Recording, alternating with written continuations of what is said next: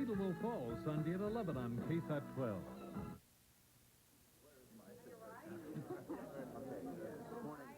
It's a long way, both geographically and culturally, from Middle America to the Soviet Union. But 68-year-old Mary Denman is up for the trip. It's so heavy.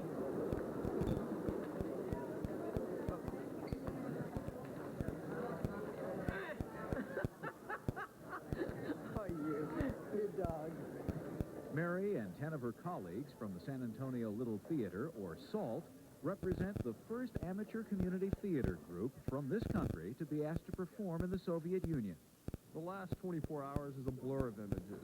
Chicago, Copenhagen, Stockholm, new people, old coffee, and little sleep. It's as if it were raining on the sidewalk chalk drawings of my jet-lagged brain. But as I first glimpsed the Russian landscape far below, some things remain perfectly clear. The indelible images of an iron-fisted evil empire. A flight attendant chastises me for filming in Russian airspace and reminds me that it is strictly forbidden to film Soviet planes or airports once we're on the ground. Ladies and gentlemen, we have actually landed at Moscow, Germany, but we have other Scandinavian... I have yet to touch Russian soil, and already, my first act of disobedience. We are going further to the gate, so please be seated.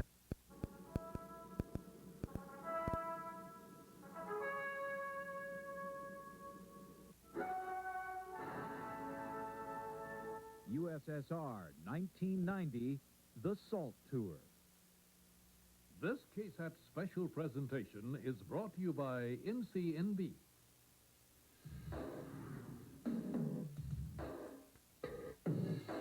New capital for Texas.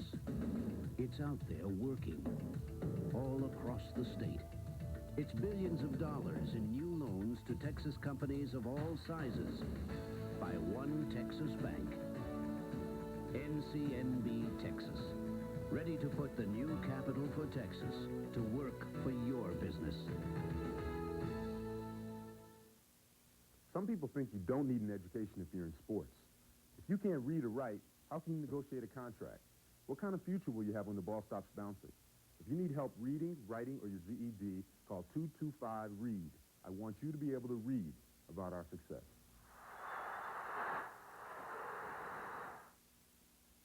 Hello, I'm John Feist. And I'm Mary Denman. This SALT tour has nothing to do with Strategic Arms, but rather with the San Antonio Little Theater, one of the oldest continuously operating community theaters in the United States. We were recently invited to the Soviet Union, not only to share our talents, but as a part of a larger effort to bypass our respective governments in hopes of building peace, friendships, and business opportunities between our peoples.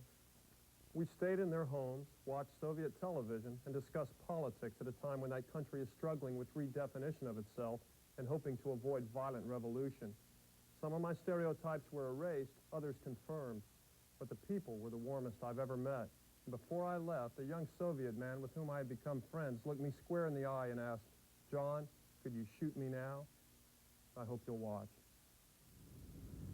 While in Moscow, or Moskva as the Russians call it, the SALT troop stays on the outskirts of the city, on the grounds of this 250-year-old palace seized from the nobility following the Bolshevik Revolution. That is palace. That belongs to the Knight Volkonsky. About this name, it was published in famous book Peace and War by Tolstoy. How do you say Tolstoy? Tolstoy. The palace, now called Sukhanova, is used as a retreat by members of the National Academy of Architects and their families. One friendly architect named Isha is eager to practice his English and to entertain us.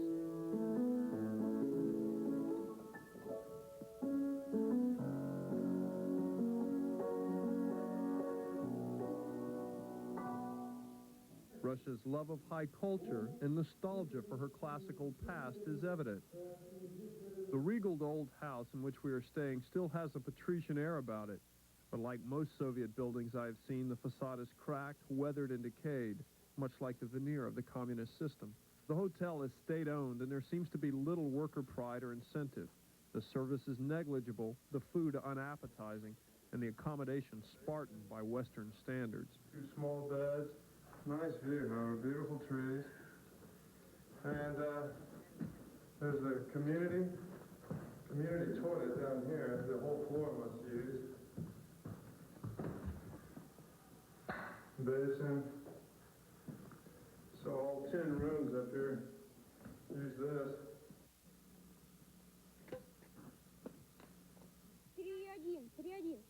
But the Soviet people are resourceful and are accustomed to doing without. And more importantly, I am finding them to be quite open and warm. My name is Natalia Evgenievna. And are these your sisters, brother, sister here? No. Какая ваша семья? У меня мама, mother, brother и я. Almost all Soviet school children study English. I don't know any 9-year-old Americans learning Russian. The group, now rested, is anxious to do some exploring in Moscow via public transportation. First, the bus ride to the edge of the city, then a tram, before disappearing into the depths of the famous Moscow subway system.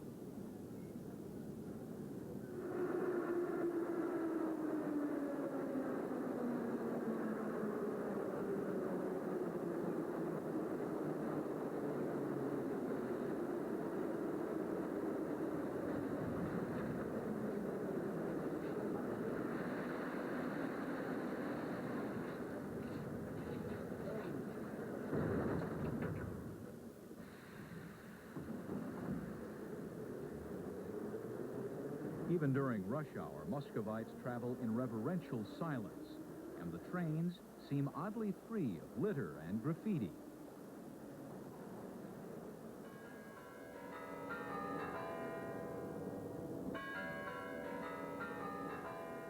When approaching Red Square, the first thing one sees is the famous colored domes of the Cathedral of the Virgin of the Intercession, more commonly known as St. Basil's. The cathedral was commissioned to be built by the Russian Tsar Ivan the Terrible in the year 1555 in honor of his military victory over the Tartars. Legend says that upon its completion 5 years later, the Tsar summoned the architect and had his eyes put out, so he could never build anything to rival its beauty. No longer a working church, St. Basil's now serves as a museum. As one draws nearer, the famous Kremlin walls unfold. And for some reason, it seems bigger to me and much less imposing than the television image seared into my brain of the impregnable fortress of the evil empire. Red Army soldiers mill about, but they are merely tourists like all the rest, hoping to catch a glimpse of the changing of the guard at Lenin's tomb just outside the Kremlin walls.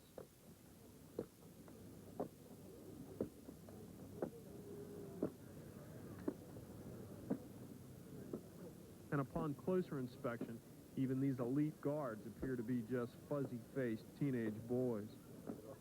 Ironically, the only reason I feel at all threatened is the sudden realization that my own country undoubtedly has multiple nuclear-tipped intercontinental ballistic missiles trained on the very spot I am standing.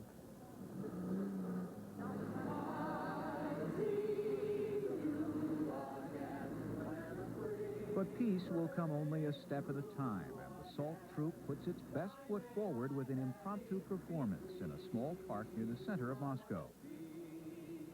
The Soviet host organization, World Family, is planting a peace pole, which bears the message, "May peace prevail on earth," in 4 languages. And, of course, this sign bears the message, "You deserve a break today," in dozens of languages. This is the line for McDonald's. It's actually much longer than this.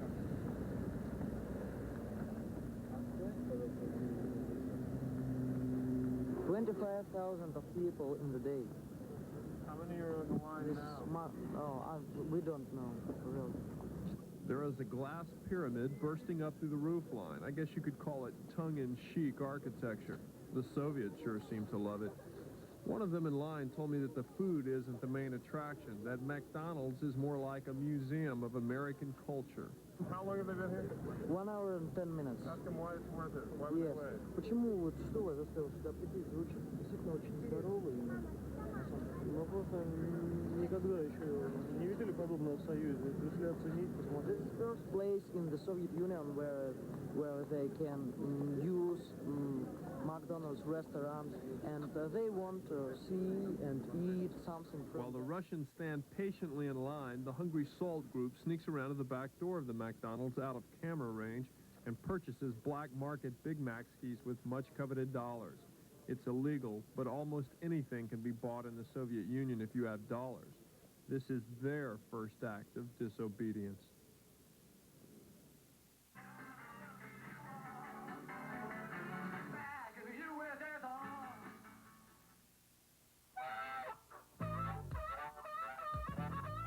Barbecue?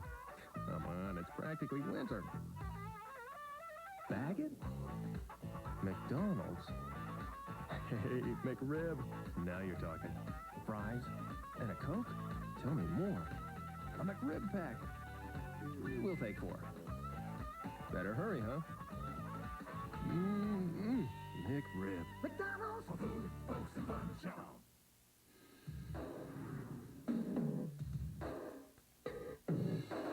New capital for Texas.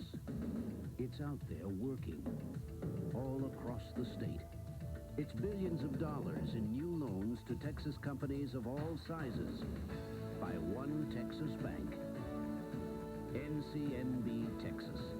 Ready to put the new capital for Texas to work for your business.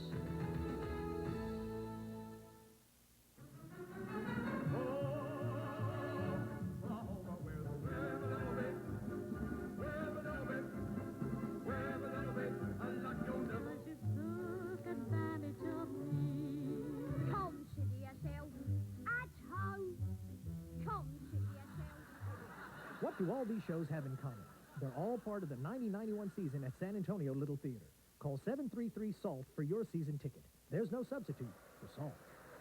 It's a real pleasure to dine at Pelican's Wharf. You'll always find delicious seafood cooked to perfection. Fresh catches featured every night. You'll have a great variety to choose from at the big salad bar and fine service from the caring staff. You can enjoy the relaxing lounge where they can serve you exotic fruit-based drinks. One of the owners, John Armando, is always there to greet you. At Pelican's Wharf, 410 near the Galaxy Theater. Make any night a very special occasion for you and your family by dining at Pelican's Wharf. Every Saturday in the Soviet Union, young newlyweds flock to their favorite parks to drink champagne and be photographed beneath their national monuments. The weddings are secular affairs, as well as are their heroes. But even with the blessings of Lenin, 1 in 3 marriages will end in divorce. Russian women generally have their first and oftentimes only child in their early 20s, returning to full-time work a year later. Contraceptives are hard to obtain, of poor quality, and unpopular. Legal abortions are, in fact, the most common form of birth control, resulting in disastrous consequences for the health of Soviet women. Waiting lists for housing are long. Many young couples live with their in-laws until such a time when the Soviet government supplies them with a flat of their own.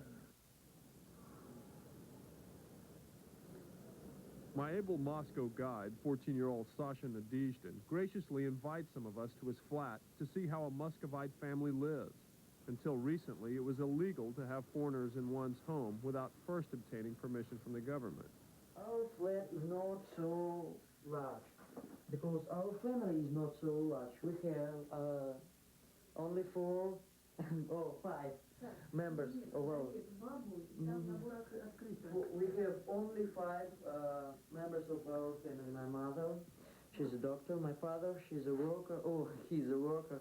I'm a pupil, and my brother. He's in army now. And 5th member is our friend, dear friend, our dog, his name is Ronald. Yeah, this is our big room, our large room. Okay.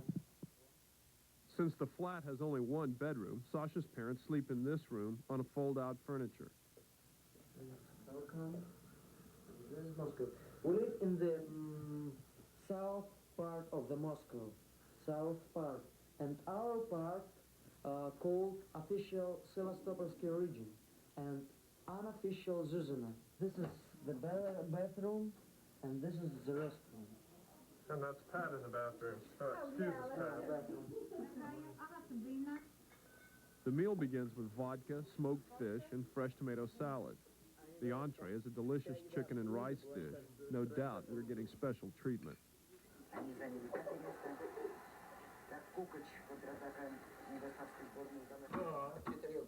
This is Moscow channel. There are 6 television channels in Moscow, and the programs aren't as slickly produced as they are in the States, but there are some similarities. Video channel. We have program with names, which names 600 seconds. 600 seconds. Sound familiar? This episode features an investigative report which exposes bogus beggars on the streets of Moscow. There was experiment. Correspondent stand and ask some money. She stand 15 minutes and she take about 15 rubles. And this is 1 rubles in 1 minute. My father must work all days for 15 rubles. 15 rubles equals $2.50 at the official exchange rate, and Sasha's father is no stranger to work. In addition to his full-time job as an air conditioning repairman, he works as a part-time mechanic. And since communism traditionally favors the blue-collar worker over the professional, Sasha's father makes more money as a mechanic than his mother does as a doctor. Still, their combined monthly income amounts to less than $200. But money is not the problem. Everyone has rubles. It's just that there is almost nothing to buy. All the horror stories about the failed Soviet economy seem to be true. Up to 30% of all crops reportedly rot before they can reach their markets, or they mysteriously vanish into the black market, where they can be sold for personal gain out of sight of the government. And when anything of value does reach the shelves, lines quickly form. If it's something they don't need, people will often buy it anyway in hopes of bartering it for other goods. But the winds of change are blowing strongly across the Soviet Union. Perestroika, or restructuring, has eased government involvement in business, and some people are enjoying the fresh air. It's a nondescript building near the center of Moscow, but revolutionary things are happening here. The small sign above the door gives no hint of anything unusual, but perhaps the sleek new Ford Scorpio pulling up out front does, or the well-dressed man behind the wheel. Boris Friedman is the general manager of Microinform, a privately held computer company in communist Russia, and it's making plenty of money for its owners and employees. It is property of joint venture and their founders. It's not government property, everything what we have here. So this is unique, this is new, this is private enterprise. Yes, it's new. Only 3 years ago it was allowed to establish joint venture in our country. The joint venture is owned by Soviet and Hungarian businessmen and is involved in computer and software sales, service, programming, and education. These services are badly needed in a country where even the price of an airline ticket is tallied on an abacus. The Soviet government has given the company a tax holiday for its first 2 years of business, but it will soon be taxed at a 35% rate. And while it is still impossible to own real estate in the Soviet Union, the city of Moscow is so impressed with the growth of Microinform that it has given the company an unheard-of 99-year lease on an old historical building. Microinform, in turn, is spending millions of rubles to renovate and modernize the building to Western standards. Rubles not provided by the government, but rather borrowed from a new joint stock commercial bank established for such purposes. Boris, you look very affluent. I mean, an Italian tie, nice loafers. You obviously travel in the West. You're a new breed of Soviet. No, right. I'm Soviet, right. You're very affluent. You're a businessman, a private businessman. Really, maybe it's so. Really. The government gave us to do it. We can do everything as we want. Nobody gives us any money, nothing. Everything which we have today, it is ours for 2 years. This car, which you saw, we bought it. And the government didn't give it to us. We received money from our customers and bought it. For this building also. And everything decision which we must do, what to do, with whom to work, it's our own decision. Things are really changing in the Soviet Union. Are they 5 years ago, only in dream after a lot of vodka. I can think about it. Perhaps it was vodka that inspired Boris's latest American-style promotional effort. I want to be fashion designer. 17-year-old Marcia Kasia was sponsored by Microinform in the Miss USSR beauty pageant recently, and to Boris's great delight, she won. I want do something for peace.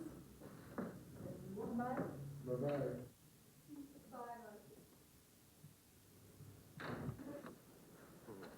As a Jewish businessman, Boris proudly spurned an offer to join the Communist Party recently, preferring to stay at arm's length while it fragments. Mr. Gorbachev is considered a hero almost in our country, but his popularity is not that high in the Soviet Union. Why? Because in foreign countries, foreigners only see what he do. But in our country, we feel what he do. Because the Soviet economy began to deteriorate, and the living standards now are lower than it was when Gorbachev came to power. So as from the economic point of view, he didn't make a success. Oleg Chermenich has a degree in theoretical physics and is one of Boris's employees at Microinform. Boris says he personally has no desire to be wealthy, but is more concerned about the welfare of his workers. But the younger generation seems somewhat more bold in its ambitions. Do you desire to be financially well off? Surely. Financially well off and independent. I want to have financial independence. Isn't that scorned in this society to a degree by having what your society considers excess? I don't think that the society has a right to say this is an excess. If I pay taxes, if I obey the laws, then I can get anything. I would like to be a kind of a businessman and owner, to have my share in profits. Doesn't that imply, under your system, exploitation of the workers? I think that the word exploitation is a myth. I think that the real exploitation is a kind of, you can find in the administrative system that we had, a system of kind of a state feudalism. Just as the Communist Party leaders are dying off, so is the party itself, and new ideas are rapidly overtaking the old. And now I finally realize all of the Russian people I have met have been leading lives of quiet disobedience.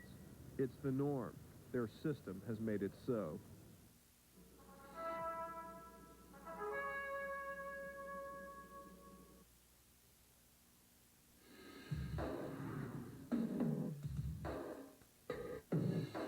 New capital for Texas.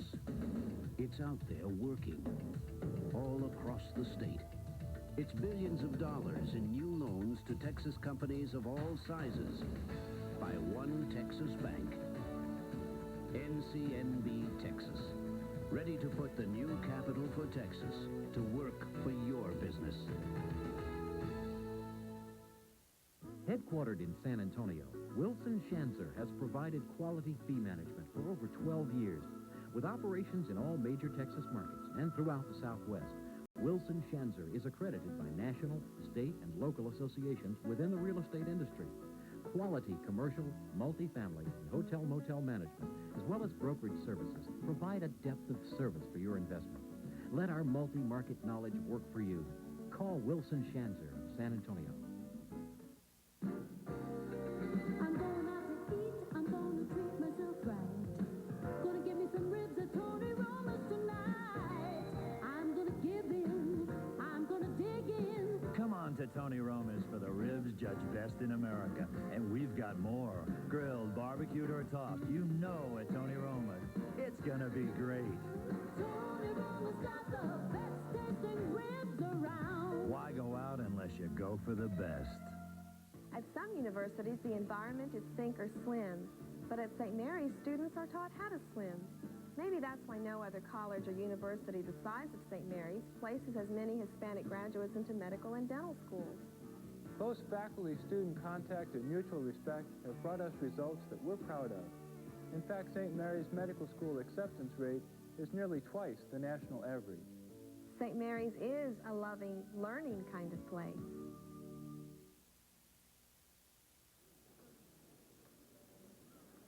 The most astonishing thing for both Soviets and Americans is how we can have such profound differences and look so much alike.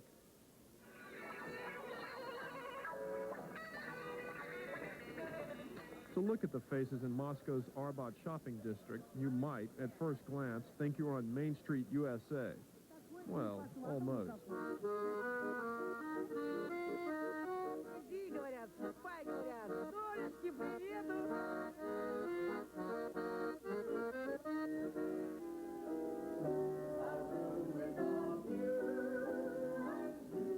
A library reading room with a view is where the SALT troupe held its first Soviet performance of an evening with Noel Coward. Unfortunately, the director, Vivian Elborn, was expecting a grand theater. And so I decided to cut the show and just do the musical items, thinking that this was really not a good start to the whole trip. However, it just turned out to be an amazing experience.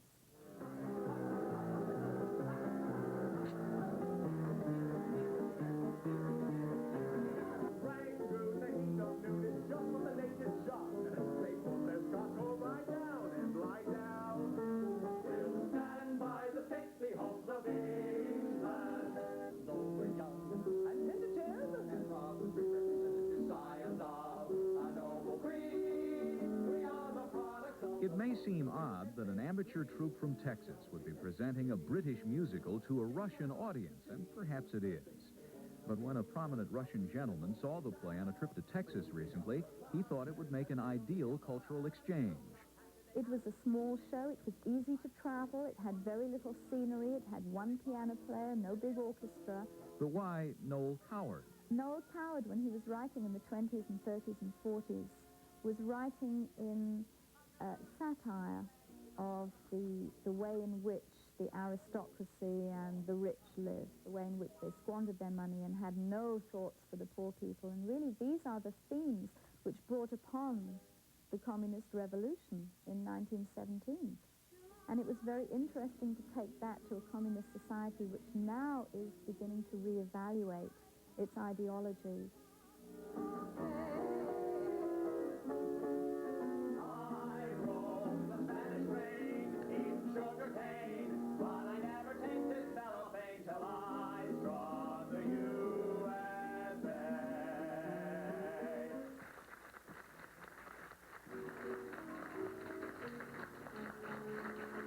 The people responded to the music.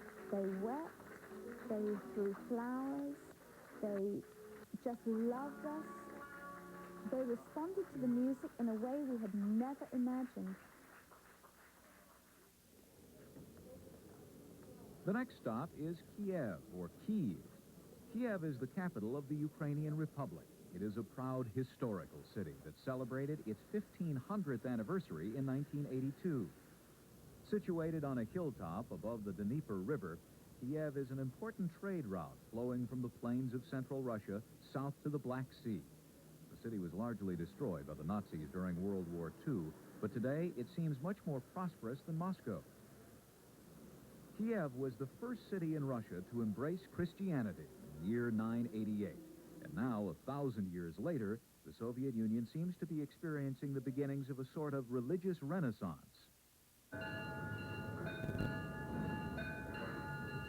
Since 1917, official communist ideology has been atheist. Many churches, mosques, and synagogues were torn down and worshippers persecuted. For years, it was the elderly, uneducated women who kept the church going. But many young people are now returning.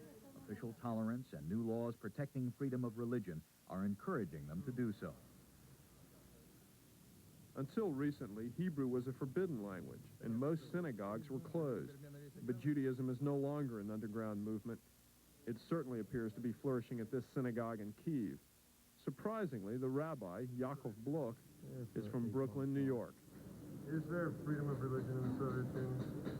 Well, freedom of religion? What do you call freedom of religion? You're free to worship as you see fit, all people in the Soviet Union? Almost almost total freedom of religion. It's basically made a total turnaround from previously. And what about anti-Semitism? Well, thank God in Ukraine you haven't, and in Kiev at least, you haven't encountered too much anti-Semitism, almost none. Since Gorbachev introduced glasnost, or openness, in 1985, the Soviets have enjoyed other important freedoms as well.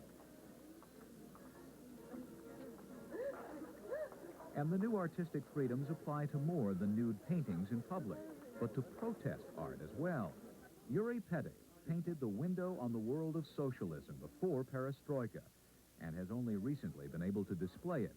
The somber painting depicts the illusion of socialism and features an eye peering out from a rain of blood at former Soviet leaders, Alexander Solzhenitsyn behind barbed wire, and a piece of blue sky held under lock and key. Yuri says when his country is truly free, the sky will be unlocked. Did the government not allow him artistic freedom in the past? Что касается прошлого, запрещали ли вам делать такие картины, рисовать такие картины? Были ли у вас проблемы?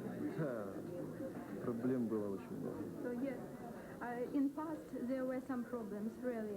And now? Excuse me. And now? А сейчас? Сейчас вообще нет.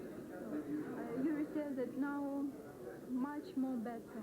So he may say even that no problems now. He can do whatever he likes.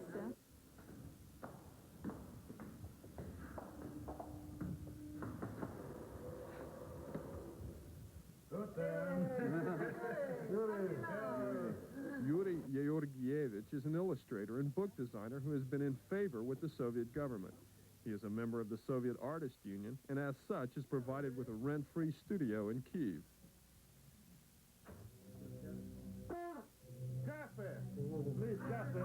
Always the host, Yuri invites us to have a mid-morning treat of vodka, dried fish, and coffee.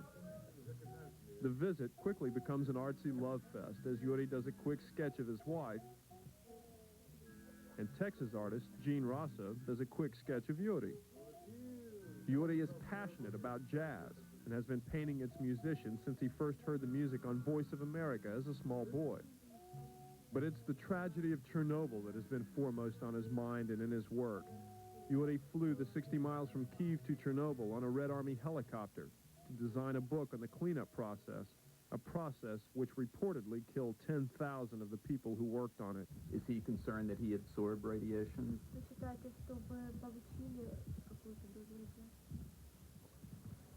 Я так принципиально не мерю. You see, he didn't check up, he didn't measure this. Очевидно, все-таки близость есть близость. But probably not. We also know that a lot of the food that you eat here in Kyiv is contaminated. Are you concerned about that? Он говорит, что они знают, что большинство пищи, которую мы едим в Киеве, она загрязнена. Вы заботитесь об этом, беспокоитесь? Как можем, так и заботиться. You see, he concerns as much as he can. And there is good reason to be concerned for the people who live in Kiev. Cancer rates have increased dramatically in the area since the Chernobyl disaster in 1986. And despite receiving a relative clean bill of health from Western scientists, the people say they are still in danger. Chernobyl is a big problem for people who live in Ukraine, in Belarus, and in all Soviet people. We have radioactive elements in foods, in air, in water, everywhere. But the people just can't decide to move to another region.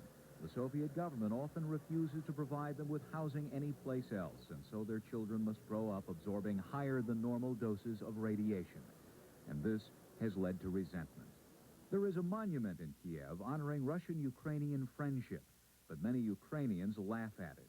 With the Soviet economy in shambles and their territory irradiated, many Ukrainians, as well as people from other republics, are pushing for complete independence from the Soviet Union. It's very difficult to say anything about the Soviet Union in general, because due to the things that happened recently, there is almost no such a thing as a Soviet Union. I think that the Soviet Union will be fragmented into a number of republics that will gain this or that degree of sovereignty, and who will be united in the Soviet wing. Some of them will have only economic ties. To build the communist world for everybody. But the idea was not bad, but it's, I don't know, I'm not a specialist in his policy, but we know the result. There is no result. There is negative result. Despite all the problems facing it, Kyiv remains a proud and beautiful city, eager to show off its culture, and our Ukrainian hosts take us to their beautiful opera house, where we are treated to the ballet.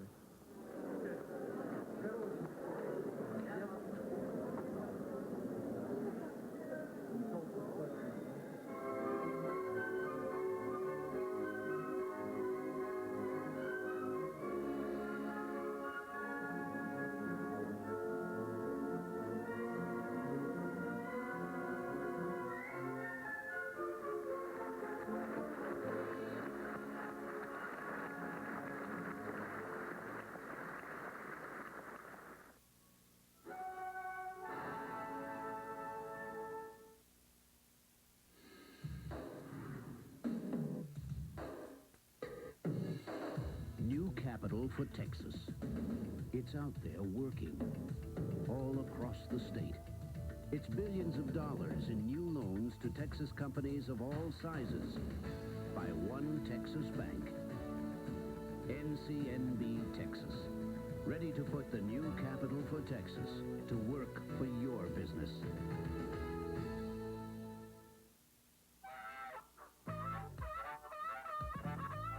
Barbecue? Come on, it's practically winter. Baggett? McDonald's? Hey, McRib. Now you're talking. Fries? And a Coke? Tell me more. A McRib pack. We'll take 4. Better hurry, huh? McRib. McDonald's for food, folks, and fun show.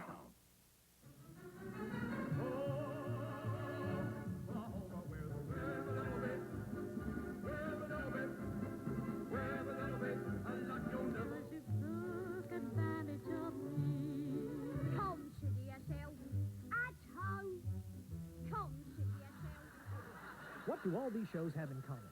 They're all part of the 90-91 season at San Antonio Little Theater. Call 733-SALT for your season ticket. There's no substitute for salt. I'm Mary Denman. I wish there had been a firm such as Geriatric Services, Inc. when my mother needed home health care to avoid moving to a nursing home. We lived far apart, and such a group of caring professionals could have served as her surrogate family. Geriatric Services cares for many clients, some of whose families live far away. Let them help your loved ones stay where they want to stay, in their own homes or retirement communities. For total professional care management, call Geriatric Services at 822-9494. At Dockside in Kiev, the SALT group joins about 20 other Americans and 100 Soviets on board the German ship General Lavrenenko for a 12-day cruise down the Dnieper River to the Black Sea.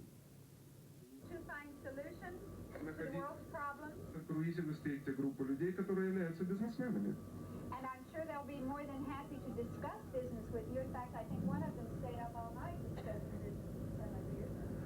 The people have varied backgrounds: artists, teachers, psychologists, businessmen, and scientists. It's a social experiment of sorts to see how Americans and Soviets will intermingle, share ideas, make business deals, consult with and confront one another while they are captive audiences on board a moving ship. Until you have had personal contact, until the Soviet meets the American, and particularly until the American experiences the Soviet Union, that you cannot truly begin to resolve problems. You have to walk in the other person's shoes. Patricia Van Hoeke is founder of the nonprofit organization International Bridge, which is the American sponsor of the trip. The basic philosophy is the power of the individual, that the future of the world does not lie with our government, but it lies with us.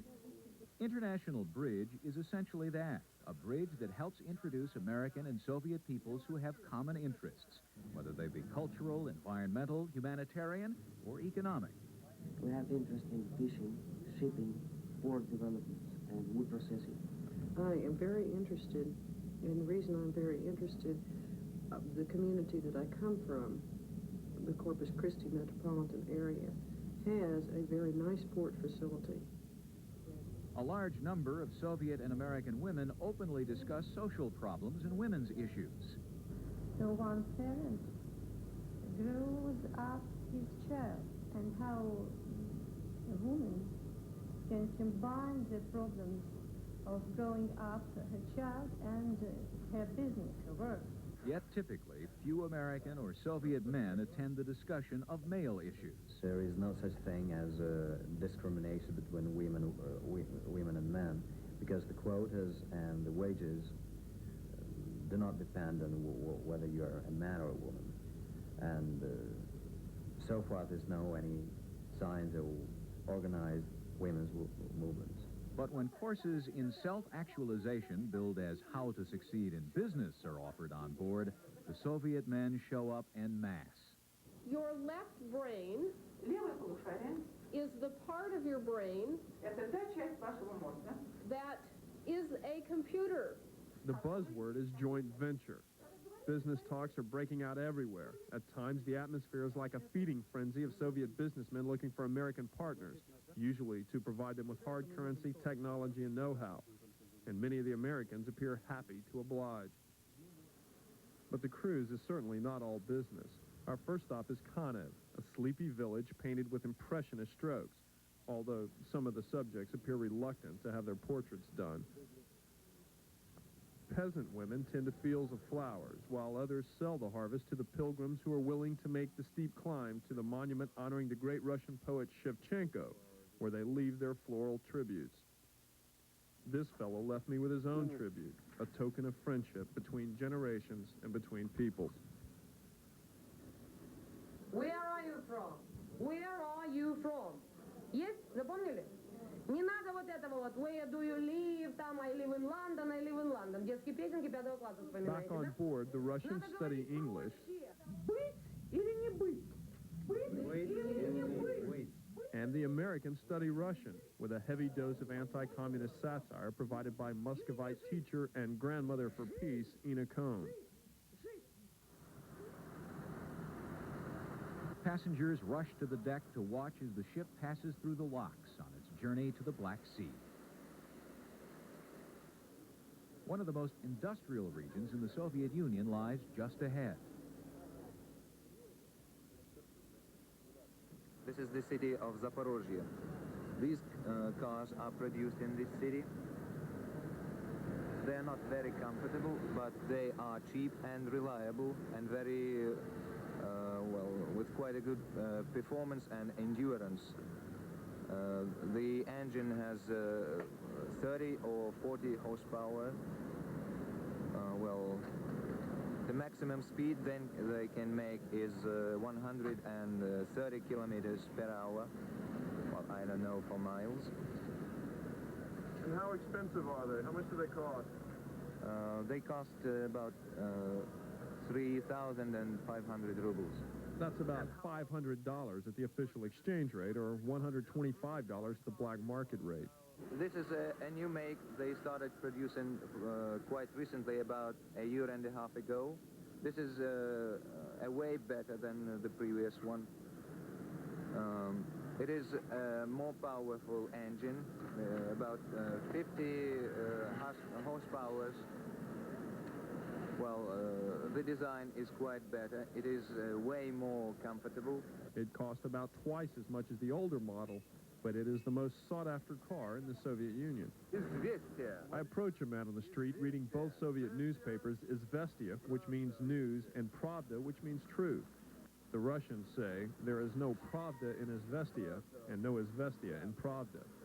But under Glasnost, the government has greatly eased its restrictions on the press, sometimes with questionable results. Russian girl is kidnapped by extraterrestrials. By whom? By the aliens. It says that 11 women delivered monster children. And the mother's age ranged from 14 to 18. ненаселенное создание с большой плоской головой и очень твердой кожей. Bronze greenish creature with big head and и что там еще? And very tough skin. Да. Подробности...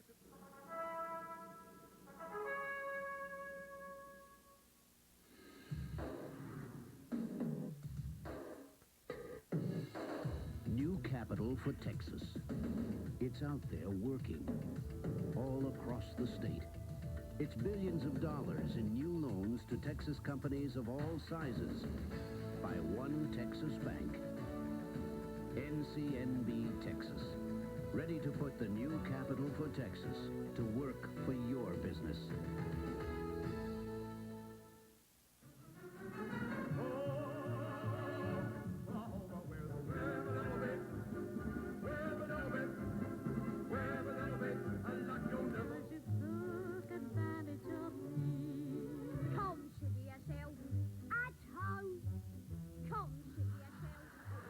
What do all these shows have in common?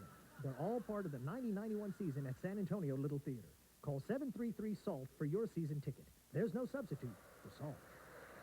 Headquartered in San Antonio, Wilson Schanzer has provided quality fee management for over 12 years.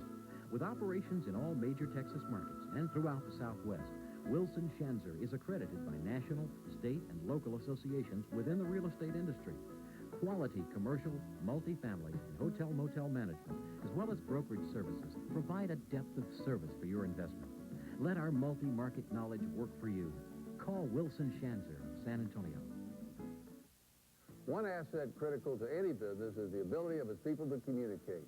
Yet many college graduates have weak writing skills. My alma mater developed a program called Writing Across the Curriculum to assure that St. Mary's graduates can put their knowledge to work. St. Mary's, we've always dedicated ourselves to providing our students a broad, thorough education that equips them for life. If you want to learn more about St. Mary's, a loving, learning kind of place.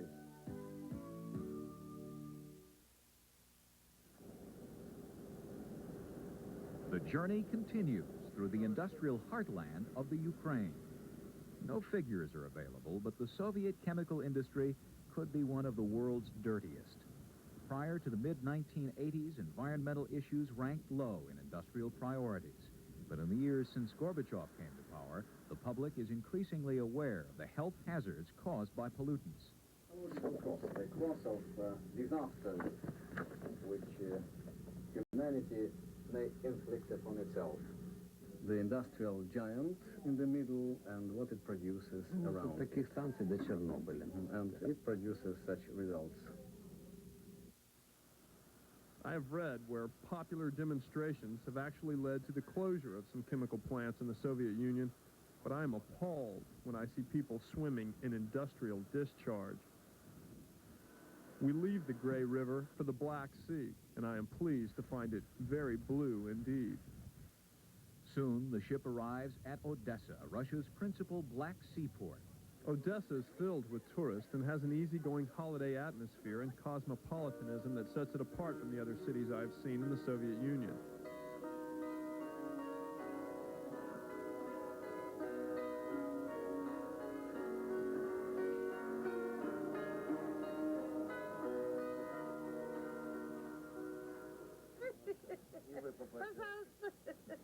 Odessa was the first performance that we had in a real theater.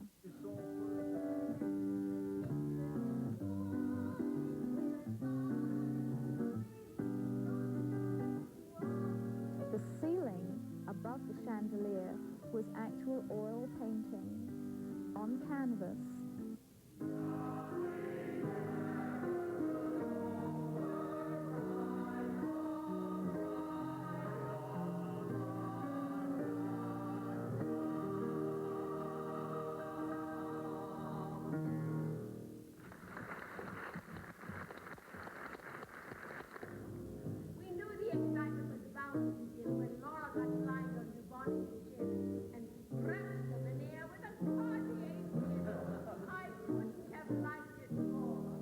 Some of them understood the words.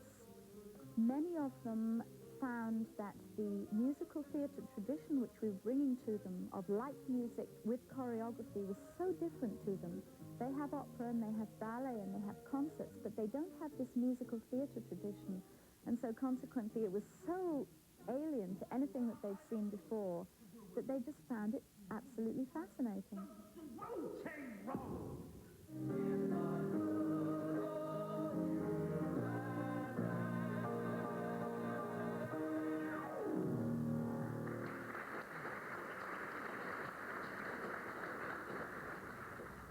The final Black Sea stop is the resort of Eupatoria. Eupatoria is an Eastern Bloc Disneyland of sorts, catering especially to children and to sun worshippers of all shapes and sizes. But Eupatoria is known for more than boats and bikinis. It is also famous for its sanatoriums or hospitals. This one specializes in spinal injuries and treats many wounded vets from the Afghan War. How are you wounded? Какое ранение получили? It was a bullet wound in the spinal cord. The most unique treatments for the crippled patients are the mud baths. The therapists say the mud helps to restore all functions of the body, from blood circulation to nerve responses. But the mud's mysterious curative properties seem to have had little effect on some of the crippled Afghan vets.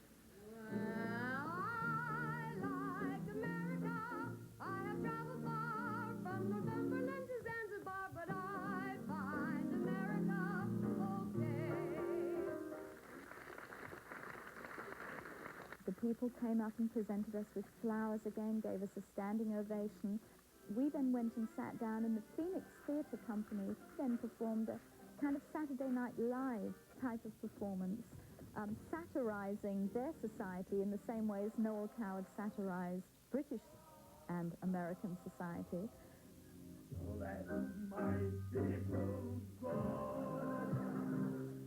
And that seemed what the whole trip was about, just the meeting of two cultures and finding out that really we are basically exactly the same.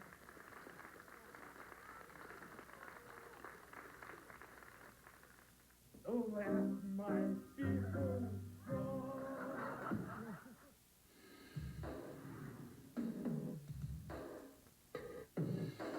New capital for Texas. It's out there working all across the state. It's billions of dollars in new loans to Texas companies of all sizes by one Texas bank.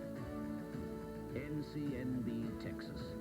Ready to put the new capital for Texas to work for your business.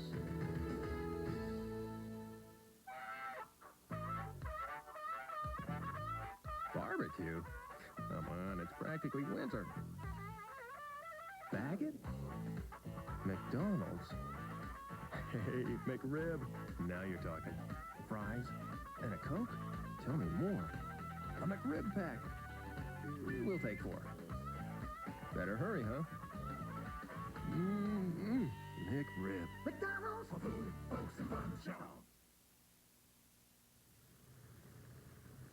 Pedrotvorets, the summer palace near Leningrad, represents one of the significant Russian revolutions. In the early 1700s, Peter the Great is said to have dragged the Russian people kicking and screaming out of the Middle Ages by building the beautiful capital city of St. Petersburg and exposing the nobility to contemporary European thought and culture. It was after a visit to Versailles that Peter the Great built his Baroque summer palace. This magnificent line of fountains, known as the Great Cascade, radiates from the palace and empties into the Bay of Finland.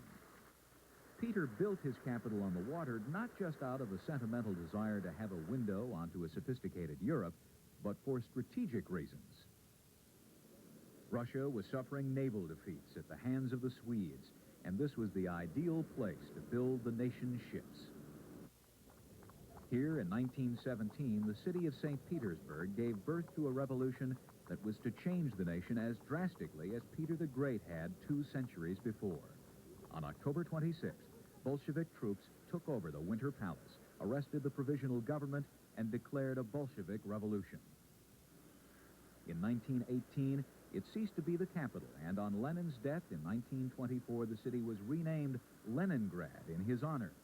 But now, with communism growing in disfavor, there is a movement to revert the name to St. Petersburg. Because of its close ties with Finland, Leningrad remains, as Peter the Great intended, one of the most westernized cities in the Soviet Union. Here, the new revolution appears to be firmly underway, the revolution of private enterprise and black market enterprise. Everywhere you look, inventive Russians are doing whatever possible to snag tourist dollars, and they don't take American Express, nor do they accept rubles. Ready. How much is it? $10. Only 10. Real? 10. Yeah, will you take rubles? No rubles. Only dollars. Yeah. $10 little price. Very good hat. Смотри, нет, I get my large, extra large. That's it. That is very nice. This very cheap for the National Park. $10. Alright. And you make good money doing this? The money's very profitable? What? It's very good money? Yeah. Yeah, for you. Yeah. Yeah. No. Sure. And you wear nice sneakers? You want to trade for sneakers? I got Nike. Nike? You want Nike? Yeah. Change. I'll trade. Okay? Trade. It's not difficult to find the black marketeers because they find you. It's illegal for both seller and buyer, but it didn't appear to be strictly enforced. $5? It's a longer one. No. $5. No. $5 is t-shirt. It's sweatshirt. Well, how much? He says 10, but I think 5 is good. How much? 10. It's 10. Yeah. It's okay. It's safe. Don't worry. Okay. It's 15. It's American. This army watch. It's American? No. This Russian. No. It's last one. I found another kind. It's especially for CIA, I think. How much? 10 American. How much? $10 American dollars. Wow. Good price. Okay. You have? Yeah, I'll take it. How much did you pay for the hat? $10.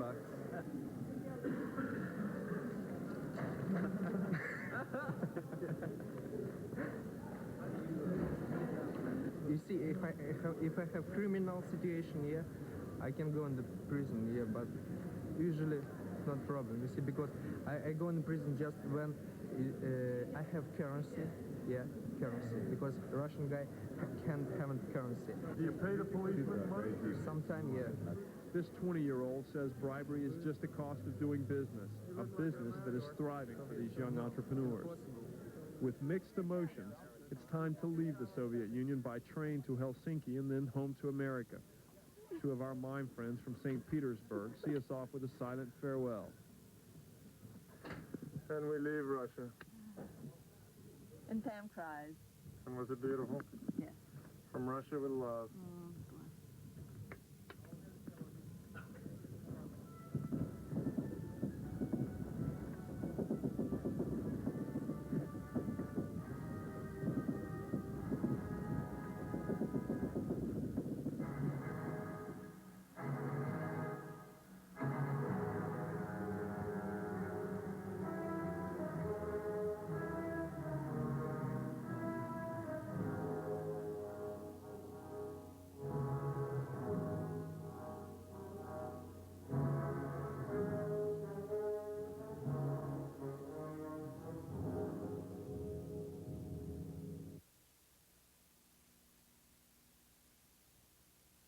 Next on Hunter. Like to stick around? The oldest profession hits the road.